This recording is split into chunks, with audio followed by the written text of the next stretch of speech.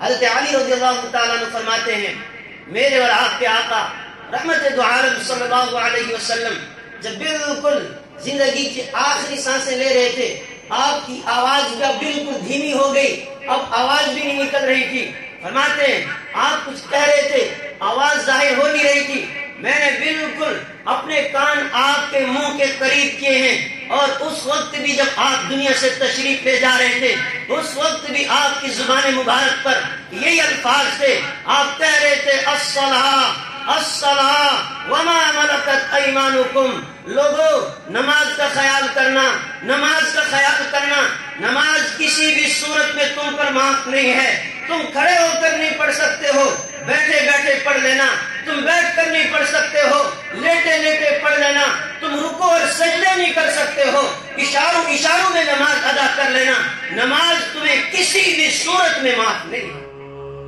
فرش التراب يضمني وهو غطاء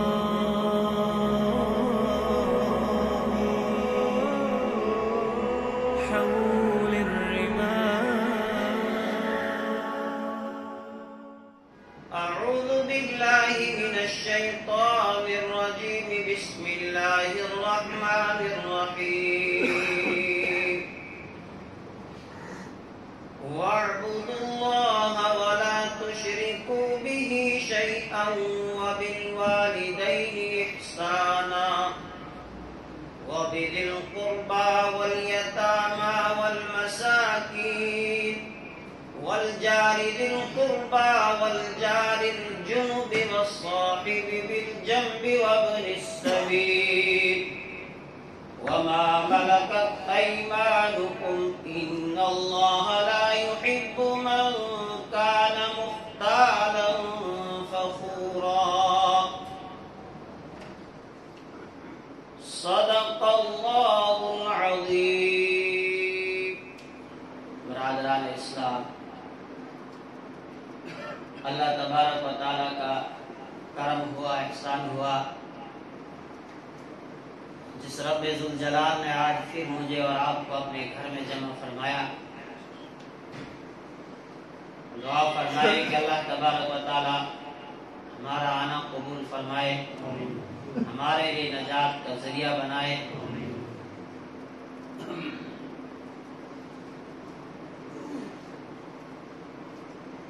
میرے ایمانی بھائیوں،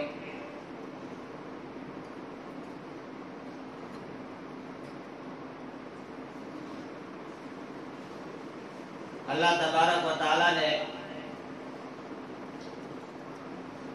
دو طرح کے حقوق ہم پر فرض کیے ہیں، ایک حقوق العباد ہے اور ایک حقوق اللہ۔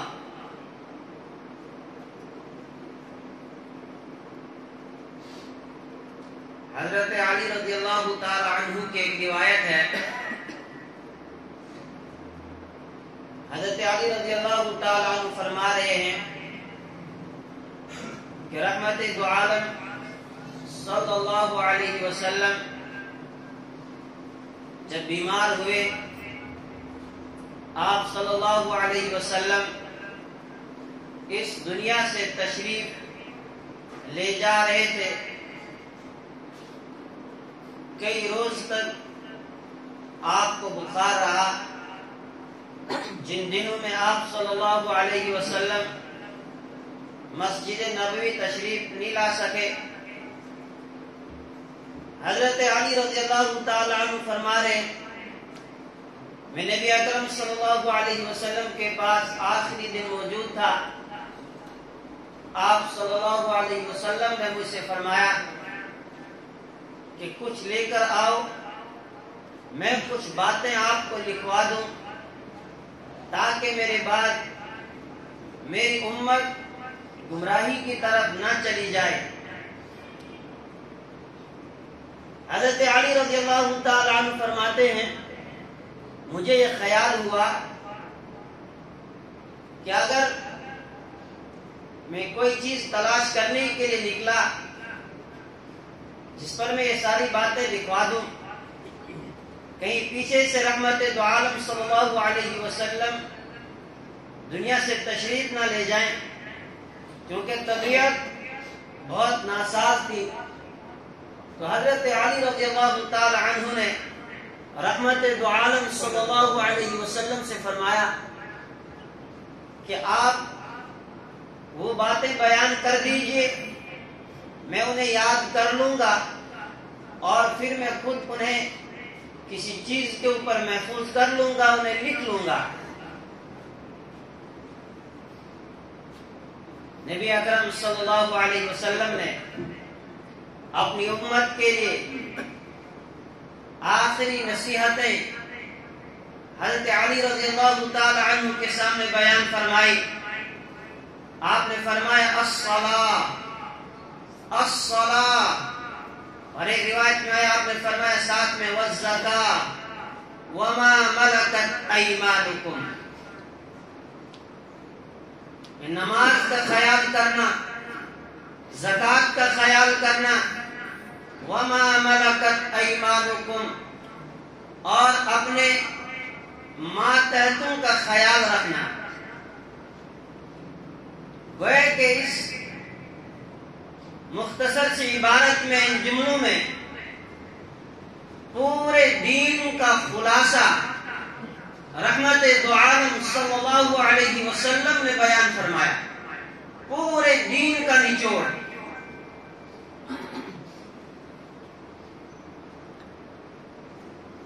پہلی بات الصلاۃ، اس میں حقوق اللہ کو بیان کیا کہ حقوق اللہ میں سب سے اہم چیز وہ نماز ہے، کہ جس کے اوپر تمہارے دین کی بنیاد کھڑی ہے، اور اللہ کے یہاں جب کل قیامت کے دن پوچھ ہوگی ایک ایمان والے سے سب سے پہلے نماز ہی کا سوال کیا جائے گا۔ اور جب آدمی ایمان قبول کرتا ہے اس کے بعد پہلی چیز جو اس کے اوپر لازم ہو جاتی ہے، فرض ہو جاتی ہے، وہ نماز ہے۔ اور اسلام کی بنیاد اس کو قرار دیا گیا بنی الاسلام علی خمس شہادت ان لا الہ الا اللہ واقام الصلاۃ وایتاء الزکاۃ والحج وصوم رمضان۔ سب سے پہلی چیز کہ انسان اللہ کے ہونے کی گواہی دے، اور دوسری بات اور ساتھ میں یہ کہ نبی اکرم صلی اللہ علیہ وسلم کی رسالت کی گواہی دے، اور اس کے ساتھ ہی پھر فرمایا وَإِقَامِ الصَّلَاةِ، نماز قائم کرے، وَإِيتَاءِ الزَّكَاةِ، زکوٰۃ ادا کرے۔ تو نبی اکرم صلی اللہ علیہ وسلم نے آخری وقت میں بھی امت کو نماز کی تاکید کی، اس کی وصیت کی کہ لوگوں نماز کو چھوڑنا نہیں، اس میں کسی طرح کی کوئی کوتاہی مت کرنا، اس میں کبھی غفلت مت برتنا۔ اسی لیے نبی اکرم صلی اللہ علیہ وسلم نے سخت وعیدیں بیان فرمائی، من ترک الصلاۃ متعمدا فقد کفر، کہ جو آدمی جان بوجھ کر نماز کو چھوڑ دیتا ہے گویا کہ اس نے کفر کیا، اس نے کافروں والا عمل کیا۔ اور ایک میں فرمایا کہ بین الکفر و بین جو ہے کفر اور ایمان کے درمیان جو فرق ہے وہ نماز کا چھوڑنا ہے۔ وہ ایک دیوار ہے، جب کوئی آدمی نماز چھوڑ دیتا ہے گویا کہ اس نے اس دیوار کو منہدم کر دیا، اس دیوار کو ڈھا دیا، اب کوئی فرق نہیں رہا ان دونوں میں۔ تو نبی اکرم صلی اللہ علیہ وسلم بہت زیادہ اس کی تاکید فرماتے تھے۔ میں نے آپ کو بتایا کہ دو چیزیں، ایک حقوق اللہ ہے اور ایک حقوق العباد، اور نماز کا تعلق انسان کی جسمانی عبادت اور زکوٰۃ کا تعلق انسان کی مالی عبادت ہے۔ دونوں چیزوں کے لیے کہا کہ نماز بھی قائم رکھو اور اپنے مال کا حساب لگاؤ، اس میں سے زکوٰۃ نکالو، اللہ کے راہ میں اپنا مال خرچ کرو۔ اور اس کے بعد پھر آپ نے حقوق العباد کی طرف توجہ دلائی. آپ نے فرمایا وَمَا مَلَكَتْ أَيْمَانُكُمْ، لوگوں جو تمہارے ماتحت ہیں ان ماتحتوں کے ساتھ تم اچھا برتاؤ کرو، چاہے وہ تمہارے نوکر ہوں، چاہے وہ تمہارے غلام ہوں، چاہے وہ تمہاری ماتحتی میں کام کرنے والے ملازمین ہوں، ان تمام کے ساتھ تم لوگوں نے اچھا برتاؤ کرنا ہے، حسن سلوک کے ساتھ پیش آنا ہے. اور قرآن پاک کی جو آیت آپ کے سامنے میں نے ابھی تلاوت کی، اس میں پروردگار ارشاد فرما رہے ہیں وَاعْبُدُوا اللَّهَ وَلَا تُشْرِكُوا بِهِ شَيْئًا، لوگوں ایک اللہ کی عبادت کرو، وَلَا تُشْرِكُوا بِهِ شَيْئًا، اس کے ساتھ کسی چیز کو شریک نہ ٹھہراؤ. وَبِالْوَالِدَيْنِ إِحْسَانًا، والدین کے ساتھ اچھا سلوک کرو، اس لیے کہ والدین کا تمہارے اوپر حق ہے. ان کو کسی طرح سے نہ ستاؤ، انہیں اف تک نہ کہو، ان کے سامنے اونچی آواز بھی نہ کرو. وَبِذِي الْقُرْبَى وَالْيَتَامَى وَالْمَسَاكِينِ، آگے پھر حکم دیا تمہارے قریبی رشتے دار ہیں ان کے ساتھ بھی اچھا سلوک کرو، اچھا برتاؤ کرو، اخلاق کے ساتھ ان کے ساتھ بھی پیش آؤ. وَالْيَتَامَى، تمہارے معاشرے میں یتیم لوگ رہتے ہیں، ان یتیموں کا خیال رکھنا، ان یتیموں کے ساتھ بھی اچھا برتاؤ کرنا. والمساکین، فرمایا مسکینوں کا بھی خیال رکھنا، ان کے ساتھ بھی اچھا برتاؤ کرو. والجار ذی القربى والجار بالجنوب والصاحب بالجنب وابن السبیل، فرمایا اپنے پڑوسیوں کا خیال رکھنا. تمہارا پڑوسی تمہارا رشتہ دار بھی ہو سکتا ہے، اور تمہارا وہ پڑوسی کوئی اجنبی آدمی بھی ہو سکتا ہے. چاہے وہ اجنبی ہو تب بھی اس کے ساتھ تم نے اچھا سلوک کرنا ہے، چاہے وہ تمہارا رشتہ دار ہو تب بھی تم نے اس کے ساتھ اچھا سلوک کرنا ہے. والجار الجنوب والصاحب بالجنب، فرمایا تمہارے پاس میں بیٹھنے والے لوگ، تم سفر کر رہے ہیں، سیٹ پر کوئی تمہارے ساتھ بیٹھ گیا، فرمایا اس کے ساتھ بھی اچھا سلوک کرو. تم کسی مجلس میں بیٹھے ہو، تمہارے پاس میں بیٹھنے والا ساتھی تمہارا رفیق ہے، اس کے ساتھ اچھا سلوک کرو. تمہارے ساتھ تمہاری بیوی ہے، اس کے ساتھ تم اچھا سلوک کرو. والصاحب بالجنب وابن السبیل، مسافر کوئی ملے اس کے ساتھ بھی اچھا سلوک کرو. وما ملکت ایمانکم، اور ان لوگوں کے ساتھ بھی تم اچھا برتاؤ کرو، اچھا سلوک کرو جو تمہارے ماتحت ہیں. مسجد کی تعمیر کے لیے آپ بڑھ چڑھ کر تعاون کریں، آپ کے تعاون کی سخت ضرورت ہے. تو پروردگار نے اس آیت کے اندر اپنے بندوں کو جو تعلیم دی، پہلا حکم آیا کہ حقوق اللہ کو پورا کرو. وَاعْبُدُوا اللَّهَ، لوگوں ایک اللہ کی عبادت کرو، وہی تمہارا خالق، وہی تمہارا مالک، اسی نے تمہیں طرح طرح کی نعمتوں سے نوازا ہے، لہذا اس رب کی تم نافرمانی نہ کرو. اس نے جو ذمہ داریاں تمہارے اوپر عائد کی ہیں ان تمام چیزوں کو پورا کرو، جن کے کرنے کا وہ تمہیں حکم دے رہا ہے ان کاموں کو کرو، جن کے کرنے سے وہ تمہیں روکتا ہے ان کو نہ کرو. وَلَا تُشْرِكُوا بِهِ شَيْئًا، اس خالق کے ساتھ، اس مالک کے ساتھ کسی کو شریک نہ ٹھہراؤ،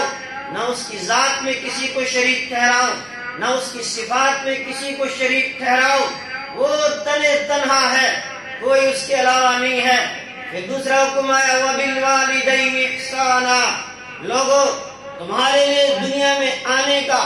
ایک ذریعہ تمہارے والدین ہے، جو ظاہراً ایک ذریعہ تمہارے وجود کا اس دنیا میں آنے کا. اللہ کے بعد سب سے زیادہ حق تمہارے اوپر تمہارے ماں باپ کا ہے. ان کا دل نہ دکھاؤ، ان کے ساتھ اچھا برتاؤ کرو، چاہے وہ مشرک ہی کیوں نہ ہو، چاہے وہ کافر ہی کیوں نہ ہو،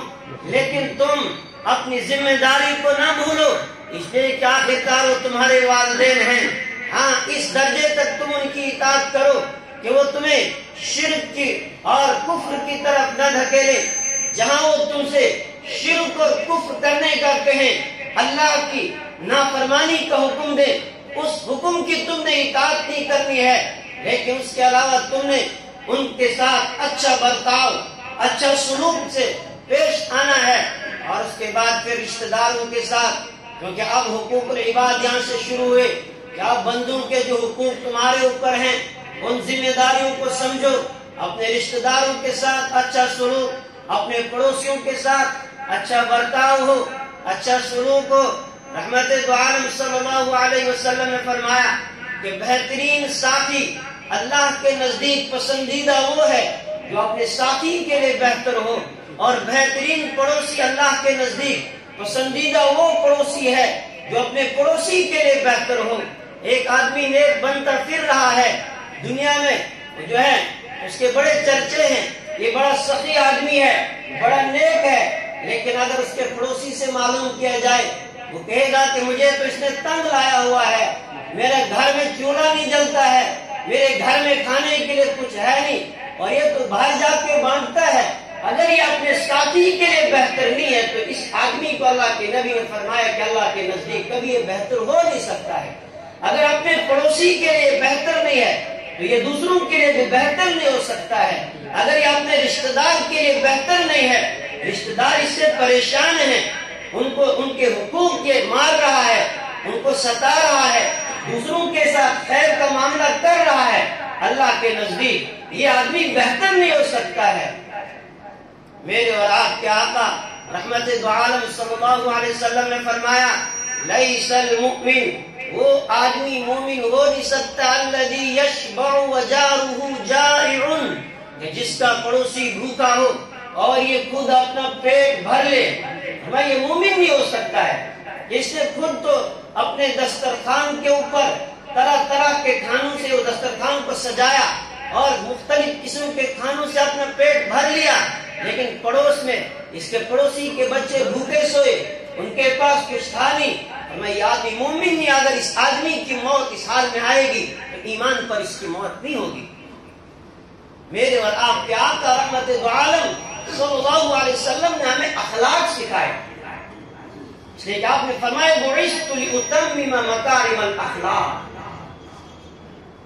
آپ صلی اللہ علیہ وسلم معلم بن کے آئے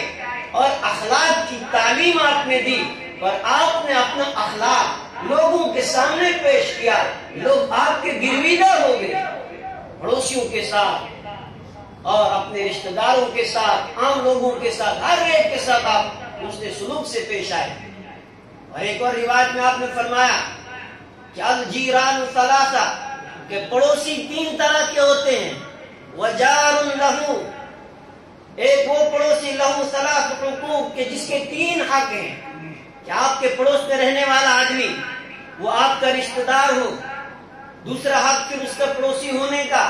تیسرا حق یہ کہ وہ مسلمان بھی ہیں۔ اب تین ذمہ داریاں، تین حقوق ہیں آپ کے اوپر۔ میں دوسرا وہ ہے وجار لہو حقان، دوسرا وہ پڑوسی جس کے صرف دو حق ہیں، ایک پڑوسی ہونے کا، دوسرا مسلمان ہونے کا، اور تیسرا وہ پڑوسی وجار لہو حق، ایک وہ پڑوسی جو صرف پڑوسی ہونے کے اعتبار سے آپ کے اوپر اس کے حقوق ہیں، اگرچہ وہ غیر مسلم ہے، اس کے پاس اسلام بھی نہیں، آپ کے ساتھ کوئی رشتہ داری بھی نہیں ہے، لیکن تمہارا فرض یہ بنتا ہے کہ اپنے اس غیر مسلم پڑوسی کے ساتھ بھی تم نے اچھا برتاؤ کرنا ہے، اچھا سلوک کرنا ہے۔ ایک صحابی ہیں،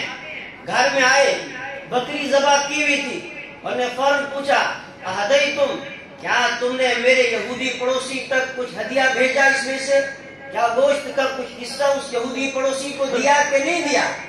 یہ وہ پڑوسی ہمارے ہیں، ہماری ذمہ داری بنتی ہے، ان کا جو خیال رکھیں۔ گوئے کہ آپ نے اپنے آپ کو ایک بہترین پڑوسی ثابت کرنا ہے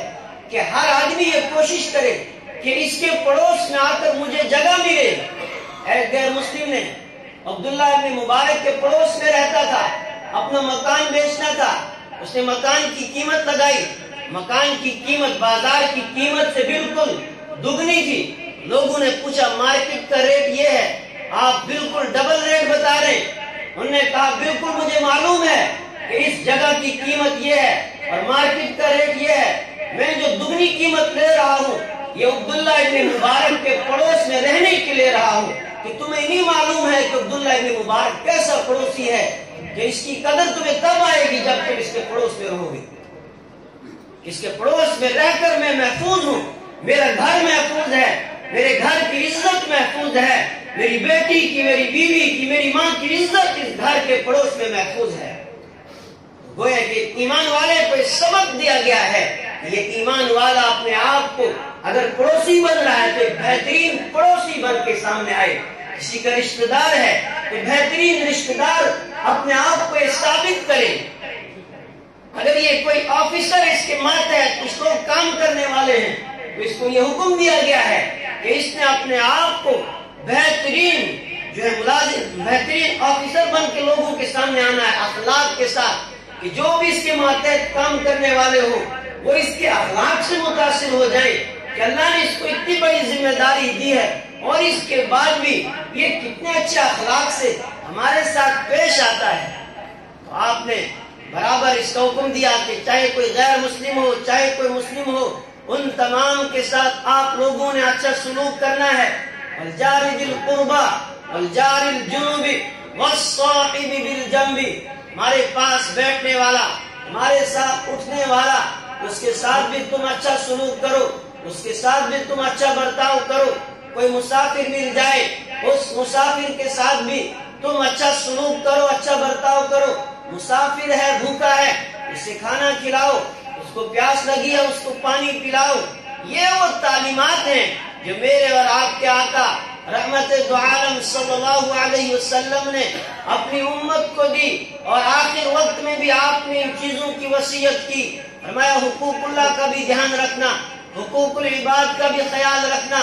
اور اس چیز کی گواہی پر قائم رہنا، اشہد ان لا الہ الا اللہ واشہد ان محمد رسول اللہ۔ اس بات کی گواہی پر اگر قائم تم رہے مرتے دم تک، پھر جہنم کی آگ کو اللہ تبارک و تعالیٰ تمہارے اوپر حرام کر دیں گے اور اللہ تبارک و تعالیٰ تمہیں جنت عطا کرے گا۔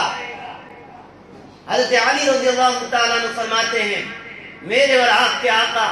رحمت دو عالم صلی اللہ علیہ وسلم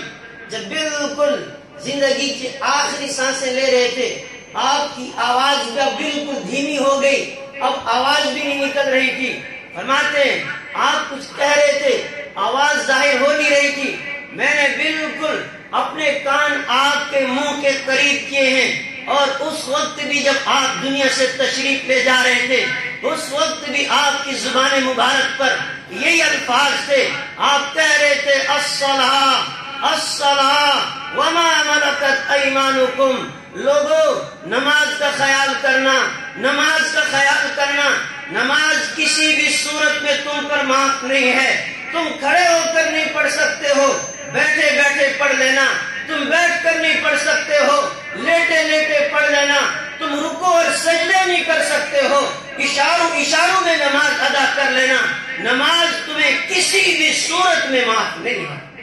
میرے ایمانی بھائیوں، ہم اپنی زندگی کا جائزہ لیں، ہم اپنی نماز بغیر کسی عذر کے چھوڑ دیتے ہیں۔ ذرا آپ سوچیں تو سے اللہ کے یہاں جب اللہ کی عدالت لگے گی اور اس عدالت میں جب ہم سے پوچھو گی کیا جواب دیں گے؟ اللہ ہمیں طرح طرح کی نعمتوں سے نواز رہا ہے اور اس کے بعد بھی ہم اس رب کی نافرمانی کر رہے ہیں کہ نماز جو ہمارے اوپر لازم اور ضروری ہے، جو کسی بھی صورت میں معاف نہیں ہے، اس کو ہم یوں ہی ترک کر دیتے ہیں۔ عہد کریں کہ اگر ہم سے نماز میں کوئی کوتاہی ہوتی ہے آئندہ ہم نماز ادا کریں گے، وقت پر ادا کرنے کی کوشش کریں گے۔ اگلا جو جملہ وما ملکت ایمانکم، ماتحتوں کے ساتھ آپ نے کیسا برتاؤ کیا ہے، آپ کے صحابہ نے کیسا برتاؤ کیا ہے، اگلے جمعہ کو بیان ہوگا۔ اللہ مجھے بھی سمجھ عطا فرمائے، آپ کو بھی سمجھ عطا فرمائے۔ وآخر دعوانا الحمدللہ رب العالمین۔ سنت ادا